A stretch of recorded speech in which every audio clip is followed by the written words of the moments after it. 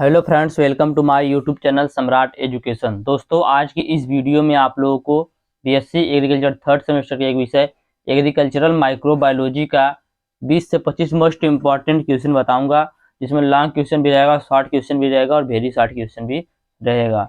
तो लेक्चर के माध्यम से बताऊंगा तो क्लास थोड़ा लंबा हो सकता है, तो आप लोग पूरा वीडियो देखिएगा और वीडियो अच्छा लगे तो वीडियो को लाइक कीजिएगा और चैनल को सब्सक्राइब जरूर कीजिएगा। दोस्तों, मैं आज जो क्वेश्चन बताऊंगा, मैंने आज तक जितना भी आप लोगों को माइक्रोबायोलॉजी का पढ़ाया है उसमें से मुझे जो बहुत इंपॉर्टेंट लगेगा मैं उसको कराऊंगा, और इसके बाद मैं आप लोगों को 2 से 3 क्लास और दूंगा। तो चलिए स्टार्ट करते हैं।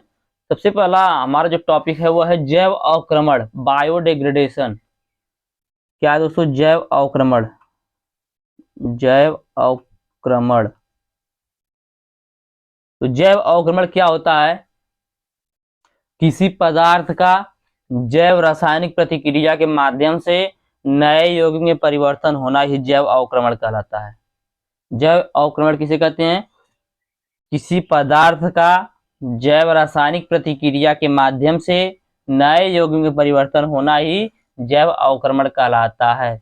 या कह सकते हैं कि वैकल्पिक रूप से बायोडिग्रेडेशन या जैव अवक्रमण वह प्रक्रिया है जिसके द्वारा माइक्रोबियल जीव चयापचय या एंजाइमेटिक क्रिया के माध्यम से रूपांतरित या परिवर्तित होते हैं। तो दोस्तों, यह जैव अवक्रमण था। जैव अवक्रमण किसे कहते हैं? जैसे दोस्तों कोई पदार्थ है, मान लीजिए यह एक पदार्थ है, इसमें दोस्तों जैव रासायनिक प्रतिक्रिया होगी। जैव रासायनिक प्रतिक्रिया के माध्यम से क्या होगा? ये पदार्थ नए यौगिक में परिवर्तित हो जाएगा। ये पदार्थ था पहले, जैव रासायनिक प्रतिक्रिया के माध्यम से नए यौगिक में परिवर्तित हो जाएगा, तो इसी प्रक्रिया को बायोडिग्रेडेशन या जैव अवक्रमण कहते हैं। तो पहला आप लोग समझ गए होंगे, आगे चलते हैं। दूसरा, बायोलॉजिकल नाइट्रोजन फिक्सेशन, जैविक नाइट्रोजन स्थिरीकरण। तो क्या होता है जैविक नाइट्रोजन स्थिरीकरण? कुछ बैक्टीरिया या प्रोकैरियोट वायुमंडलीय नाइट्रोजन को अमोनिया में परिवर्तित करने में सक्षम होते हैं। इसी प्रक्रिया को बायोलॉजिकल नाइट्रोजन फिक्सेशन कहते हैं। नाइट्रोजनस एंजाइम डाइनाइट्रोजन को अमोनिया में बदल देता है, तो दोस्तों इसी प्रक्रिया को बायोलॉजिकल नाइट्रोजन फिक्सेशन कहते हैं। तो बायोलॉजिकल नाइट्रोजन फिक्सेशन आप लोग समझ गए होंगे कि कुछ बैक्टीरिया या कुछ प्रोकैरियोट जो होते हैं वह वायुमंडलीय नाइट्रोजन को, जो वायुमंडल में नाइट्रोजन होते हैं उसको अमोनिया में परिवर्तित कर देते हैं या अमोनिया परिवर्तित करने में सक्षम होते हैं। उसी प्रक्रिया को बायोलॉजिकल नाइट्रोजन फिक्सेशन कहते हैं। दोस्तों, यहाँ पर बैक्टीरिया और प्रोकैरियोट नाइट्रोजन का स्थिरीकरण कर रहे हैं, जो दोस्तों की एक जीव है, इसीलिए इसको बायोलॉजिकल नाइट्रोजन फिक्सेशन कहा जाता है। आगे देखेंगे हम लोग सिम्बायोटिक नाइट्रोजन फिक्सेशन, सजीवी नाइट्रोजन स्थिरीकरण। सजीवी नाइट्रोजन स्थिरीकरण का क्या होता है? तो सजीवी नाइट्रोजन स्थिरीकरण को तो इन्हें नाइट्रोजन यौगिकीकरण जीवाणु भी कहा जाता है। जो सजीवी नाइट्रोजन स्थिरीकरण होता है उसे नाइट्रोजन यौगिकीकरण जीवाणु भी कहा जाता है। जैविक स्थिरीकरण इन जीवाणुओं में उपस्थित एक एंजाइम द्वारा संभव हो पाता है। जो सजीवी नाइट्रोजन स्थिरीकरण होता है वह जो जीवाणु होते हैं उनमें उपस्थित एक एंजाइम होता है, उसी के द्वारा संभव हो पाता है। भूमि में नाइट्रोजन की कमी को कुछ हद तक दूर करने में जीवाणु द्वारा नाइट्रोजन स्थिरीकरण का महत्वपूर्ण योगदान होता है। भूमि में 2 प्रकार से दोस्तों जीवाणु पाए जाते हैं जो नाइट्रोजन स्थिरीकरण करने में सक्षम होते हैं। भूमि में कितने प्रकार के जीवाणु पाए जाते हैं? 2 प्रकार के, जो नाइट्रोजन का स्थिरीकरण करने में सक्षम होते हैं। इनमें से एक वह होता है जो भूमि में स्वतंत्र रूप से रहता है, और दूसरा वो होता है जो सामान्य रूप से दलहनी पौधों की जड़ों में ग्रंथिकाओं में रहकर नाइट्रोजन का स्थिरीकरण करता है। तो सजीवी नाइट्रोजन स्थिरीकरण क्या होता है? जैविक स्थिरीकरण इन जीवाणुओं के उपस्थित एक एंजाइम द्वारा संभव हो पाता है। भूमि में 2 प्रकार से जीवाणु पाए जाते हैं जो नाइट्रोजन स्थिरीकरण का कार्य करने में सक्षम होते हैं। पहला वो आता है जो भूमि में स्वतंत्र रूप से रहता है, दूसरा वह होता है जो दलहनी फसलों की जड़ों में ग्रंथिकाओं में रहकर नाइट्रोजन स्थिरीकरण का कार्य करता है। तो इसमें दूसरे प्रकार का जो जीवाणु होता है उसी को सजीवी नाइट्रोजन यौगिकीकरण प्रक्रिया द्वारा वातावरण की नाइट्रोजन को अमोनिया के रूप में उपलब्ध कराते हैं। ये सजीवी जीवाणु पौधे की जड़ों में ग्रंथिकाओं में बढ़ते हैं, गुणन करते हैं, अपनी बढ़त के लिए जड़ों से कार्बोहाइड्रेट तथा खनिज भोजन के रूप में देते हैं। नाइट्रोजन स्थिरीकरण जीवाणु को न होने पर दलहनी फसलों की जड़ों में ग्रंथिकाएं नहीं बनती हैं और पौधों को नाइट्रोजन नहीं मिलता है। दोस्तों, यह था सिम्बायोटिक नाइट्रोजन स्थिरीकरण या सजीवी नाइट्रोजन स्थिरीकरण। आगे देखते हैं एजोला। एजोला क्या है? एजोला बहुत बार एग्जाम पूछा गया क्वेश्चन है एजोला। तो एजोला क्या होता है? एजोला दोस्तों पानी में पनपने वाला एक छोटा बारीक पौधे की जाति होता है।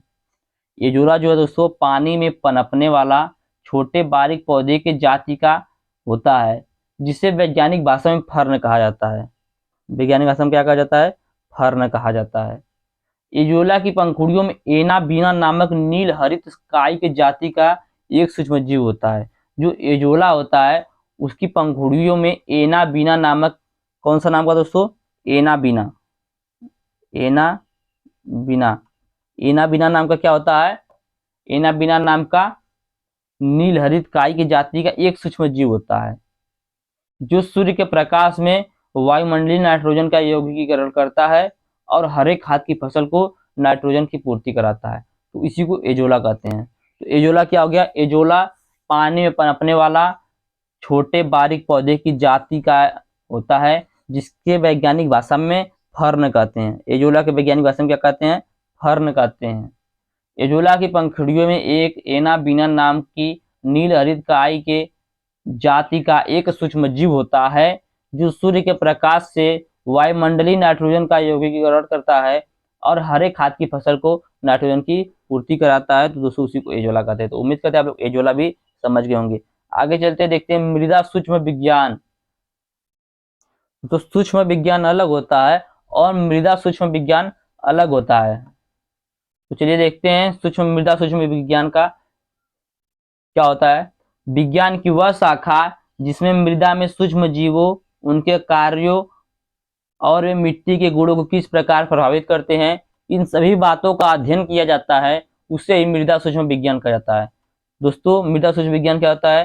जैसे दोस्तों ये मृदा है, इसके अंदर कुछ सूक्ष्म जीव पाए जा रहे हैं। तो ये जो सूक्ष्म जीव हैं इनका कार्य, और ये दोस्तों मिट्टी के गुण किस, जैसे मिट्टी हमारी अच्छी है तो इसके गुण में हानि पहुंचा रहे हैं या लाभ पहुंचा रहे हैं। तो वही दोस्तों की सूक्ष्मजीव जो है मिट्टी में कार्य और उनके गुणों की मिट्टी के गुणों को किस प्रकार से प्रभावित करते हैं, इन सभी बातों का अध्ययन किया जाता है, उसे मृदा सूक्ष्म विज्ञान कहा जाता है।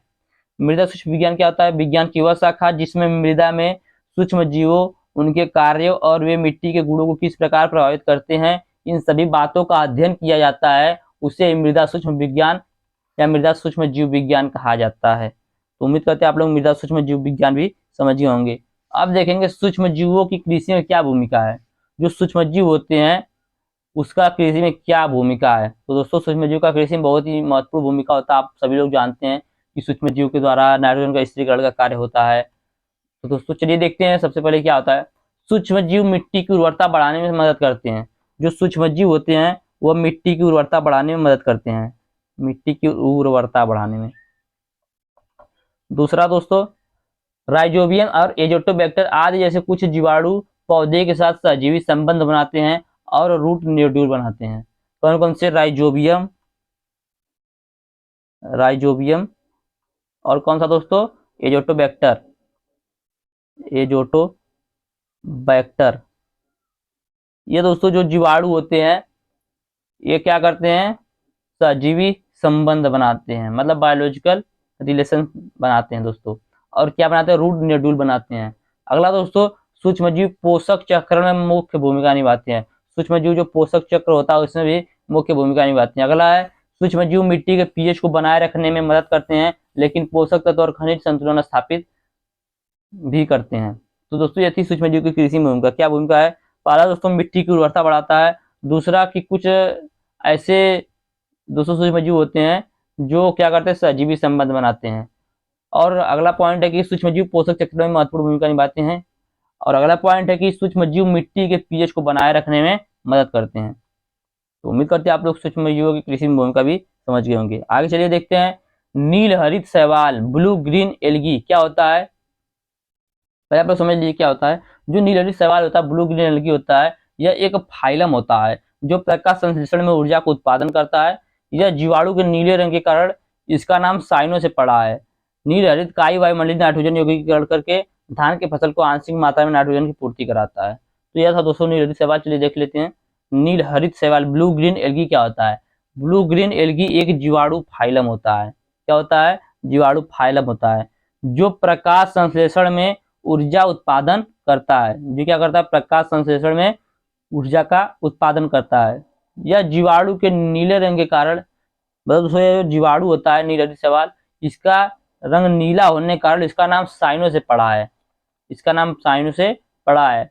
इसका नाम साइनो से पड़ा है। नीलहरित काई वायुमंडलीय नाइट्रोजन यौगिकीकरण करके धान के फसल को आंशिक मात्रा में नाइट्रोजन की पूर्ति कराता है। नील हरित शैवाल या नील हरित काई वायुमंडलीय नाइट्रोजन यौगिकीकरण करके धान के फसल को आंशिक मात्रा में नाइट्रोजन की पूर्ति कराता है। तो यह थी दोस्तों ब्लू ग्रीन एल्गी। आगे देखेंगे कार्बन चक्र में जीवाणुओं की भूमिका। जो कार्बन साइकिल होता है, कार्बन साइकिल आप लोग को पढ़ाऊंगा मैं आगे, बहुत इंपॉर्टेंट है। चारों कार्बन, फास्फोरस, नाइट्रोजन और दोस्तों एक सल्फर, चारों आप लोगों को मैं बताऊंगा एक वीडियो में। कार्बन साइकिल, कार्बन साइकिल में जीवाणु की क्या भूमिका निभाते हैं, जीवाणु जो होते हैं वह कार्बन साइकिल में क्या भूमिका निभाते हैं। तो जीवाणु पौधे और जंतुओं के शरीर को विघटित करते हैं। प्रकाश संश्लेषण के लिए आवश्यक कार्बन डाइऑक्साइड की पर्याप्त मात्रा की भरपाई करते हैं। प्रकाश संश्लेषण कार्बन डाइऑक्साइड या बाइकार्बोनेट को मृदा पादपों, जीवाणुओं और शैवाल में कार्बनिक यौगिकों में परिवर्तित करते हैं। तो कार्बन चक्र में जीवाणु क्या भूमिका निभाते हैं। पहला बात तो दोस्तों है कि जीवाणु पौधे और जंतुओं के शरीर को विकसित करते हैं। जब दोस्तों मनुष्य जो था उसकी मृत्यु हो जाती है और पेड़ पौधे जब गलते हैं, सड़ते हैं, तो उसमें क्या करता है कार्बन साइकिल, दोस्तों कार्बन साइकिल जो जीवाणु होते हैं वो अपना मुख्य भूमिका निभाते हैं। उसके बाद प्रकाश संश्लेषण के लिए भी दोस्तों सूक्ष्म जीव आवश्यक होते हैं। प्रकाश संश्लेषण के लिए आवश्यक कार्बन डाइऑक्साइड की अपर्याप्त मात्रा की भरपाई करते हैं जीवाणु। प्रकाश संश्लेषण कार्बन डाइऑक्साइड या बाइकार्बोनेट को मृदा पादपों, जीवाणुओं और शैवालों में कार्बनिक यौगिकों को परिवर्तित करते हैं। तो दोस्तों ये क्या करते हैं दोस्तों, कार्बन चक्र में जीवाणु की भूमिका निभाते हैं। अब देखेंगे हम लोग आगे सूक्ष्म जीव विज्ञान। सूक्ष्म जीव विज्ञान क्या होता है। अभी हम लोगों ने मृदा सूक्ष्म जीव विज्ञान देखा था, अब हम लोग देखेंगे सूक्ष्म जीव विज्ञान। तो सूक्ष्म जीव विज्ञान क्या होता है, जीव विज्ञान की वह शाखा जिसमें उन सजीवों का अध्ययन करते हैं जिन्हें नग्न आंखों से नहीं देख सकते, उसे ही सूक्ष्म जीव विज्ञान कहते हैं। विज्ञान की वह शाखा जिसमें उन सभी सजीवों का अध्ययन किया जाता है जिन्हें हम अपनी नग्न आंखों से नहीं देख सकते, जिसे देखने के लिए माइक्रोस्कोप या टेलीस्कोप की जरूरत पड़ती है, उसी को उसी को सूक्ष्म जीव विज्ञान कहते हैं। तो उम्मीद करते हैं आप लोग सूक्ष्म जीव विज्ञान की परिभाषा समझ गए होंगे। आगे हम लोग देखेंगे जैव उर्वरक। जैव उर्वरक क्या होते हैं, उन्हीं को विस्तार पूर्वक समझाना है। तो जैव उर्वरक क्या होते हैं, कुछ ऐसे जीवाणु जो पौधे के साथ असहजीवी रूप में रहकर वायुमंडलीय नाइट्रोजन को मृदा में स्थिर कर देते हैं, उन्हीं को जैव उर्वरक कहते हैं, उन्हीं को बायो फर्टिलाइजर कहते हैं। कुछ ऐसे जीवाणु होते हैं जो पौधे के साथ असहजीवी रूप में रहकर वायुमंडलीय नाइट्रोजन को मृदा में स्थिर कर देते हैं, उन्हीं को दोस्तों जैव उर्वरक कहते हैं। जैसे राइजोबियम जीवाणु हो गया, माइक्रोफाज जीवाणु हो गया। चलिए देखते हैं, ये दोस्तों 4 प्रकार का होता है। जो जैव उर्वरक होता है ये 4 प्रकार का होता है। पहला होता है माइक्रोफाज जैव उर्वरक। पहला कौन सा होता है, माइक्रोफाज जैव उर्वरक। दूसरा होता है एजोटोबैक्टर, एजोटोबैक्टर जैव उर्वरक। तीसरा होता है राइजोबियम जैव उर्वरक, राइजोबियम जैव उर्वरक। चौथा होता है नील हरित शैवाल जैव उर्वरक, नील हरित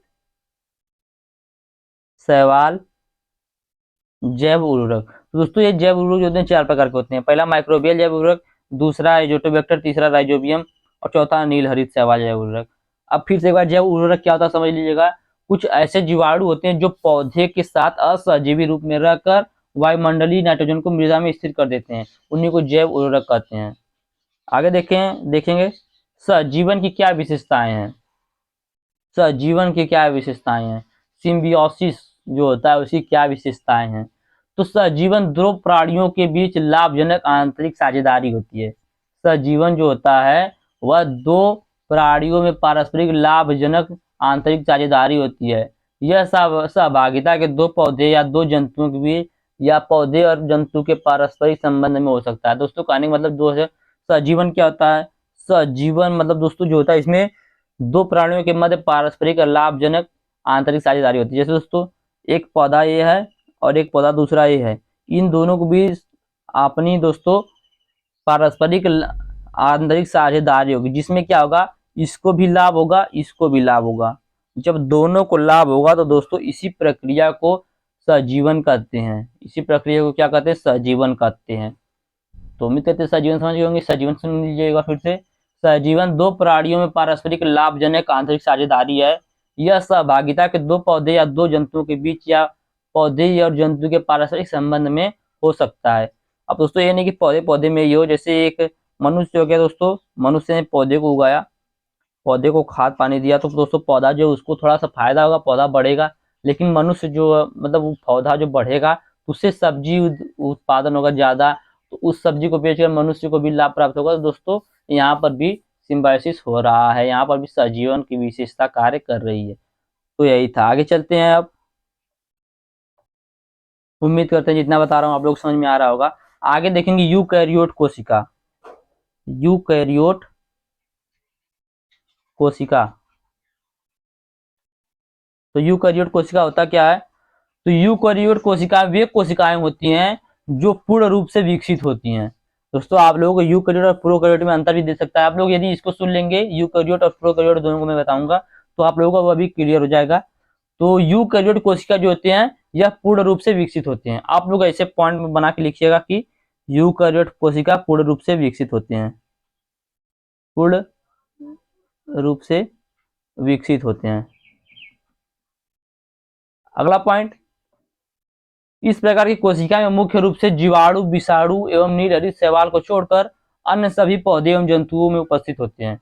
इस प्रकार के कोशिका में मुख्य रूप से जीवाणु, विषाणु एवं नीलहरित शैवाल को छोड़कर अन्य सभी पौधे एवं जंतु उपस्थित होते हैं। तो यह था यूकैरियोट कोशिका। अब आगे देखेंगे प्रोकैरियोटिक कोशिका होती है। प्रोकैरियोटिक कोशिका होती है जो एक कोश की जीव का निर्माण करती है। इन कोशिकाओं को बैक्टीरिया एवं आर्किया के नाम से भी जाना जाता है। प्रोकैरियोट कोशिका को बैक्टीरिया एवं आर्किया के नाम से भी जाना जाता है। प्रोकैरियोट कोशिका का निर्माण प्रोटीन एवं कार्बोहाइड्रेट के द्वारा होता है। प्रोकैरियोट कोशिकाएं पृथ्वी पर लगभग सभी तत्वों में उपस्थित होती हैं। तो दोस्तों यह थी यूकैरियोट कोशिका और प्रोकैरियोट कोशिका। आगे देखेंगे बायोपेस्टिसाइड क्या होता है। बायोपेस्टिसाइड, बायोपेस्टिसाइड एक जैविक पदार्थ या जीव है जो कीटों के रूप में देखे जाने वाले जीवों को नुकसान पहुंचाता है, मारता है या पीछे हटाता है। तो दोस्तों उसी को बायोपेस्टिसाइड कहते हैं। अब आ गया था दोस्तों राइजोस्फीयर। राइजोस्फीयर क्या होता है, राइजोस्फीयर, राइजोस्फीयर दोस्तों पौधे की जड़ के आसपास की मिट्टी जहां से पलायन होता है या और सूक्ष्म जीव गतिविधि असाधारण रूप से उच्च होती है, उसी को राइजोस्फीयर कहते हैं। या दोस्तों कहते हैं राइजोस्फीयर मिट्टी के उस छोटे क्षेत्र, छोटे भाग को कहते हैं जो पौधों से निकलने वाले पदार्थों से सीधे प्रभावित होता है। राइजोस्फीयर मिट्टी के उस छोटे भाग को कहते हैं जो पौधों से निकलने वाले पदार्थों से सीधे प्रभावित होता है। आगे देखेंगे नाइट्रीकरण क्या है। नाइट्रीकरण क्या है, नाइट्रीकरण एक जैव रासायनिक क्रिया है। इसमें अमोनिया के ऑक्सीकरण से नाइट्राइट एवं नाइट्रेट बनते हैं। नाइट्रीकरण क्या है, नाइट्रीकरण एक जैव रासायनिक क्रिया है जिसमें अमोनिया के ऑक्सीकरण से क्या बनते हैं, नाइट्राइट एवं नाइट्रेट बनते हैं। यह नाइट्रोजन चक्र की एक महत्वपूर्ण अवस्था है। नाइट्रीकरण नाइट्रोजन चक्र की एक महत्वपूर्ण अवस्था है। सबसे पहले नाइट्रोजन जीवाणु नाइट्रोसोमोनस एवं नाइट्रोकोकस अमोनिया का ऑक्सीकरण नाइट्राइट में करते हैं। तो दोस्तों इसी प्रक्रिया को नाइट्रीकरण कहते हैं। नाइट्रीकरण क्या होता है, नाइट्रीकरण एक जैव रासायनिक क्रिया होता है जिसमें अमोनिया के ऑक्सीकरण से नाइट्राइट एवं नाइट्रेट बनते हैं। यह नाइट्रोजन चक्र की एक महत्वपूर्ण अवस्था होती है।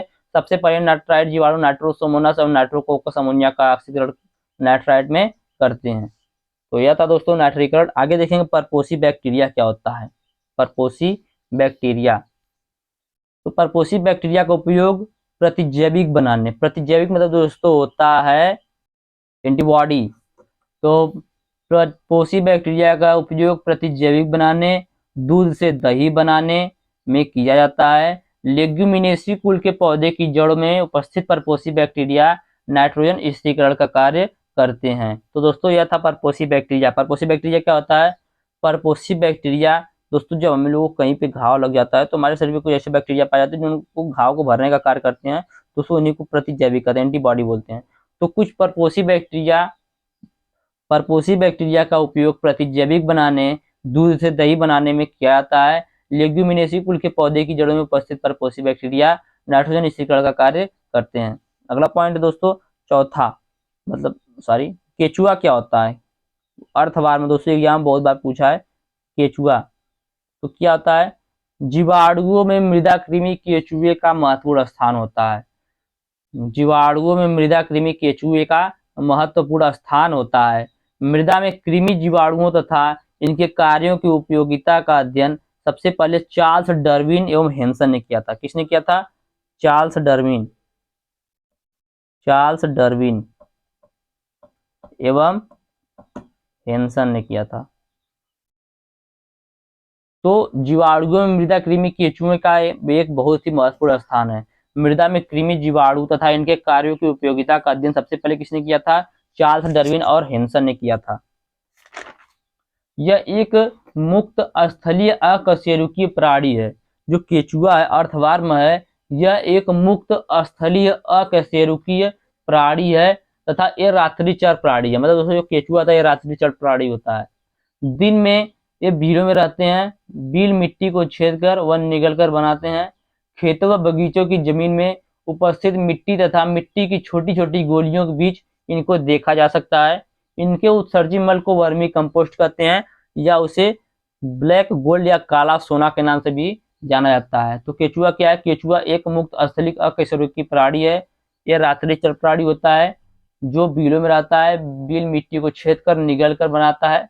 खेतों व बगीचों की जमीन में उपस्थित मिट्टी तथा मिट्टी के छोटे छोटे गोली होते हैं, छोटे छोटे भाग होते हैं, उनमें इन केचुआ को देखा जाता है। इनके द्वारा उत्सर्जी मल को वर्मी कंपोस्ट या काला सोना कहा जाता है। आगे चलते हैं, देखेंगे जीवाणुओं के सामान्य लक्षण। जीवाणु जो होते हैं उनके सामान्य लक्षण क्या हैं?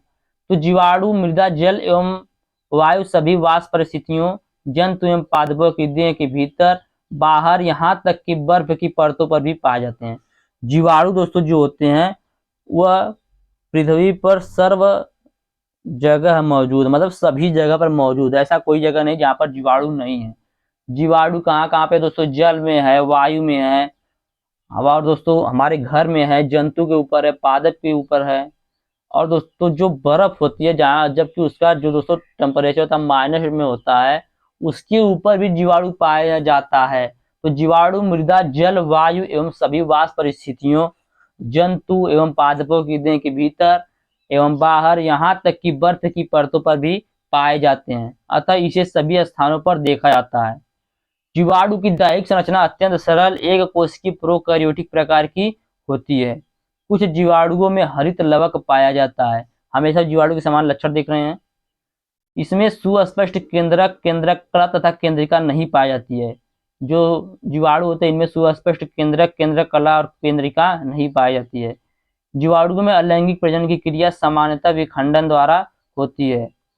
जीवाणुओं में 70 इस प्रकार के राइबोसोम पाए जाते हैं। तो दोस्तों यह थी जीवाणु के सामान्य लक्षण। आगे देखेंगे कार्बन नाइट्रोजन अनुपात का कृषि में महत्व। कार्बन नाइट्रोजन अनुपात का कृषि में महत्व बहुत इंपॉर्टेंट, दोस्तों मैं जितना बता रहा हूँ सब बहुत इंपॉर्टेंट है। तो दोस्तों मृदा में नाइट्रोजन की प्रत्येक इकाई के लिए कार्बन की 10 इकाई है। जैसे दोस्तों यदि हम 10 किलो नाइट्रोजन लेंगे तो 1 किलो कार्बन लेंगे। तो दोस्तों मतलब 20 किलो नाइट्रोजन लेंगे तो 2 किलो कार्बन लेंगे। कहने का मतलब है कि मृदा में नाइट्रोजन की प्रत्येक इकाई के लिए कार्बन की 10 इकाई है। सॉरी दोस्तों, कार्बन 10 किलो लेंगे तो नाइट्रोजन 1 किलो लेंगे, ऐसा होगा दोस्तों। यह ऐसे घूम जाएगा, आप समझ लीजिएगा। मृदा में पोषक तत्वों की उपलब्धता कार्बनिक पदार्थों की मात्रा पर निर्भर करती है। दलहनी फसलों की अवशेषों में कार्बन एवं नाइट्रोजन अनुपात कम होने के कारण ये सूक्ष्म जीवों द्वारा कम समय में आसानी से विघटित कर दिए जाते हैं। इसके कारण ये फसलें मृदा में नाइट्रोजन एवं कार्बनिक पदार्थों की मात्रा बढ़ाने में सहायक होती हैं। तो दोस्तों यह था कार्बन और नाइट्रोजन का कृषि अनुपात कितना है। यदि दोस्तों हम नाइट्रोजन जो है, सॉरी कार्बन जो है वो 10 किलो लेंगे तो नाइट्रोजन जो है वह 1 किलो लेंगे। तो यही दोस्तों कार्बन और नाइट्रोजन का अनुपात है। आगे देखेंगे बायोफ्यूल, जैव ईंधन। जैव ईंधन क्या है? जैव ईंधन एक प्रकार का ऊर्जा है। जैव ईंधन क्या है? जैव ईंधन एक प्रकार का ऊर्जा है जो फ्यूल के रूप में पेड़ पौधे, वनस्पतियों और वेस्ट मटेरियल से प्राप्त किया जाता है। तो यदि पूछ दिया कि जैव ईंधन कैसे प्राप्त किया जाता है तो आप क्या बताएंगे कि जैव ईंधन जो होता है वह पेड़ पौधे, वनस्पतियों और जो वेस्ट मटेरियल होते हैं उनसे प्राप्त किया जाता है। जो भी ऊर्जा या फ्यूल धरती के अंदर से निकलता है उसे फॉसिल फ्यूल या जीवाश्म से बनने वाला ईंधन कहते हैं। जो भी ईंधन या जो भी फ्यूल क्या होता है धरती के अंदर से निकलता है उसे क्या कहते हैं? उसे फॉसिल फ्यूल कहते हैं। फॉसिल फ्यूल, जिसे हिंदी में बोलते हैं जीवाश्म ईंधन या जीवाश्म से बनने वाला ईंधन। दोस्तों एग्जाम पूछ सकता है जीवाश्म ईंधन क्या होता है, तो आप लोग क्या बताएंगे कि मिट्टी से निकलने वाले सभी ईंधन को जीवाश्म ईंधन कहते हैं। जैसे दोस्तों पेट्रोल हो गया, डीजल हो गया, ये सब क्या है? फॉसिल फ्यूल है। तो फॉसिल फ्यूल को दोस्तों क्या होता है, जो फॉसिल फ्यूल होता है इनको बनने में काफी समय लगता है। मतलब दोस्तों पहले क्या होता है, बहुत पुराने जमाने में दोस्तों कई सौ वर्ष पहले का दोस्तों जो हमारे वेस्ट मटेरियल थे उनसे आज के समय में तेल निकल रहा है। तो फॉसिल फ्यूल को बनने में काफी वक्त लगता है और कई बार इसमें बनने में कई साल या कई सदियां लग जाती हैं। लेकिन अगर इसी लाखों साल की नेचुरल प्रोसेस को कुछ दिनों या कुछ घंटों में साइंटिफिक प्रोसेस में बदल लिया जाए तो जो फ्यूल बनेगा उसी को बायोफ्यूल कहते हैं। तो बायोफ्यूल क्या है? बहुत आसान है, आप लोगों को अभी तुरंत समझ में आ जाएगा। बायोफ्यूल क्या होता है दोस्तों? जब हम प्राकृतिक तरीके से फ्यूल बनाते हैं या फॉसिल फ्यूल जब बनता है तो इनको बनने में काफी समय लग जाता है, कई सदियां लग जाती हैं, कई वर्ष लग जाता है। लेकिन यदि हम इसे नेचुरल प्रोसेस को कुछ दिनों या कुछ घंटों के साइंटिफिक प्रोसेस मतलब वैज्ञानिक प्रक्रिया के द्वारा कुछ दिनों में करके बदल दें, कुछ दिनों में हम जो है उसे ईंधन बना दे, तो उसी प्रक्रिया को बायोफ्यूल कहा जाता है। जहाँ पे दोस्तों कई सौ वर्ष लगते हैं तो वहां पर 10 दिन में आपका जो फ्यूल बन के तैयार हो जाएगा, तो उसी को बायोफ्यूल कहा जाता है। ये दोस्तों दो प्रकार का होता है। जो बायोफ्यूल होता है दो प्रकार का होता है, एक होता है इथेनॉल, दूसरा होता है बायोडीजल। तो इथेनॉल क्या होता है? इथेनॉल को बायो इथेनॉल भी बोला जाता है। इथेनॉल को क्या बोला जाता है? बायो इथेनॉल भी बोला जाता है, क्योंकि इसका उत्पादन बायो प्रोडक्ट से ही किया जाता है। इथेनॉल एक तरह का एल्कोहल ही होता है जिसे पेट्रोल के विकल्प के रूप में प्रयोग किया जाता है। इथेनॉल को पेट्रोल के विकल्प के रूप में प्रयोग किया जाता है। हालांकि दोस्तों अभी तो इसका इस्तेमाल पेट्रोल में मिलाकर गाड़ियों को चलाने में किया जा रहा है। दोस्तों जो हम पेट्रोल भरवाते हैं उसमें इथेनॉल मिक्स होता है। इसका उत्पादन मुख्य रूप से गन्ने के फसल में होता है, लेकिन सरकारा वाली कई अन्य फसलों में भी इसे तैयार किया जाता है, जैसे चुकंदर, महुआ, मक्का, गेहूं, धान, पुआल, घास एवं पौधे का वेस्ट, फलों। तो दोस्तों उनसे क्या बनता है? इथेनॉल बनता है, मतलब दोस्तों फ्यूल बनता है। दूसरा हमने क्या बताया? बायोडीजल। बायोडीजल एक दोस्तों ईंधन होता है जो बड़ी बड़ी गाड़ियों में प्रयोग किया जाता है। तो इसके पहले मैंने आप लोगों को नाइट्रोजन फिक्सेशन बता दिया है, फिर से मैं बता देता हूँ नाइट्रोजन फिक्सेशन क्या होता है। नाइट्रोजन फिक्सेशन मतलब दोस्तों नाइट्रोजन स्थिरीकरण। नाइट्रोजन स्थिरीकरण क्या होता है? तो नाइट्रोजन यौगिकीकरण उस प्रक्रिया को कहते हैं, नाइट्रोजन यौगिकीकरण या नाइट्रोजन स्थिरीकरण उस प्रक्रिया को कहते हैं जिसके द्वारा पृथ्वी के वायुमंडलीय नाइट्रोजन अमोनिया या और जीवों के लिए लाभदायक अन्य अणुओं में परिवर्तित की जाता है। प्रकृति में कुछ ऐसे सूक्ष्म जीव पाए जाते हैं जो वातावरण से सीधे नाइट्रोजन को ग्रहण करते हैं और रूपांतरित करके जैविक यौगिक में परिवर्तन कर देते हैं। इसी प्रक्रिया को नाइट्रोजन स्थिरीकरण कहते हैं। तो यह था नाइट्रोजन स्थिरीकरण। इसकी दो विधि होती है नाइट्रोजन स्थिरीकरण की। पहली होती है प्राकृतिक विधि। नाइट्रोजन स्थिरीकरण की दो विधि होती है, पहली प्राकृतिक, दूसरी विद्युत विसर्जन द्वारा। विद्युत विसर्जन द्वारा। अब प्राकृतिक विधि क्या होती है? तो दोस्तों जो प्राकृतिक विधि होती है लेग्यूमिनेसी फैमिली के पौधे की जड़ों में जो गांठें उपस्थित होती हैं, इन गांठों के ऊपर सहजीवी जीवाणु उपस्थित रहते हैं। यह जीवाणु वायुमंडल से सीधे नाइट्रोजन को ग्रहण करके नाइट्राइट में परिवर्तित कर देते हैं, जिससे खेत में नाइट्रोजन युक्त खाद की मात्रा बढ़ जाती है। तो यह दोस्तों प्राकृतिक विधि थी। दूसरा विद्युत विसर्जन द्वारा। तो विद्युत विसर्जन विधि क्या है? वर्षा ऋतु या अन्य दिनों में विद्युत विसर्जन की प्रक्रिया होने पर वायुमंडलीय नाइट्रोजन एवं कार्बन डाइऑक्साइड ऑक्सीजन परस्पर संयोग करके नाइट्रिक ऑक्साइड बनाते हैं। तो दोस्तों यह विद्युत विसर्जन द्वारा था। अब दोस्तों एक क्वेश्चन है ऑर्गेनिक फार्मिंग, जैविक खेती क्या होता है? आप लोग जानते होंगे लेकिन फिर भी एग्जाम पूछा गया क्वेश्चन है तो मैं बता देता हूँ। ऑर्गेनिक फार्मिंग, जैविक खेती कृषि की एक ऐसी प्रणाली है जिसमें रासायनिक खाद एवं उर्वरक एवं कीटनाशक दवाओं का प्रयोग नहीं किया जाता, बल्कि इसमें जैविक खाद या प्राकृतिक खाद का प्रयोग किया जाता है। हम कह सकते हैं खेती की ऐसी प्रणाली जहां रसायन का बिल्कुल प्रयोग न किया जाए या रसायन का बिना प्रयोग किए खेती करते हैं, उसी को ऑर्गेनिक फार्मिंग कहते हैं। ऑर्गेनिक फार्मिंग क्या होता है? खेती की ऐसी प्रणाली जहां रसायन का प्रयोग किए बिना ही खेती करते हैं, उसे ऑर्गेनिक फार्मिंग कहते हैं। तो यह था दोस्तों ऑर्गेनिक फार्मिंग। एक दोस्तों क्वेश्चन है कि मनुष्य के स्वास्थ्य में जीवाणु अपनी क्या योगदान निभाते हैं, क्या भूमिका निभाते हैं? तो क्या भूमिका निभाते हैं मानव के स्वास्थ्य में? दोस्तों आधुनिक समय में विभिन्न प्रकार के संक्रामक रोगों से बचने के लिए मनुष्य और जानवरों में निरोधी टीकाकरण किया जाता है। दोस्तों अभी आपका कोविड-19 आया था, तो इसके लिए भी आप सबको टीका लग रहा था। तो बच्चों के जन्म लेने के पश्चात कुछ समय तक सूक्ष्म जीवों के द्वारा विभिन्न प्रकार के रोगों को उत्पन्न होने की अधिक संभावना रहती है। जैसे ही कोई बच्चा होता है, कोई पैदा होता है, जैसे ही जन्म लेता है, उस समय जो क्या होता है कि उसके ऊपर सूक्ष्म जीवों के दोस्तों प्रभाव पड़ने की ज़्यादा संभावना रहती है। इसकी रोकथाम के लिए विभिन्न सूक्ष्म जीवों की सहायता से जैविक औषधियों का निर्माण करके व्यक्तियों को रोगों से मुक्ति दिलाते हैं। आज वातावरण में विभिन्न प्रकार के प्रदूषण फैलाने वाले पदार्थ विद्यमान हैं, जिनकी उपस्थिति में जलवायु प्रदूषित हो रही है। प्रदूषण को कम करने के लिए स्यूडोमोनास, एक्रोमोबैक्टर आदि जीवाणु का प्रयोग किया जाता है। यह जीवाणु क्या करते हैं? वायुमंडल में उपस्थित अवांछनीय पदार्थों को अवशोषित कर लेते हैं, जिससे पर्यावरण में सुधार होता है, जिससे मनुष्य में होने वाले विभिन्न वातावरणीय रोगों से बचा जाता है। और दोस्तों इसका महत्व मैं बताऊं आप लोगों को मनुष्य के स्वास्थ्य में, तो दोस्तों हम जो ब्लड टेस्ट करवाते हैं, वहाँ पर भी हमें सूक्ष्मजीव की भूमिका देखने को मिलती है।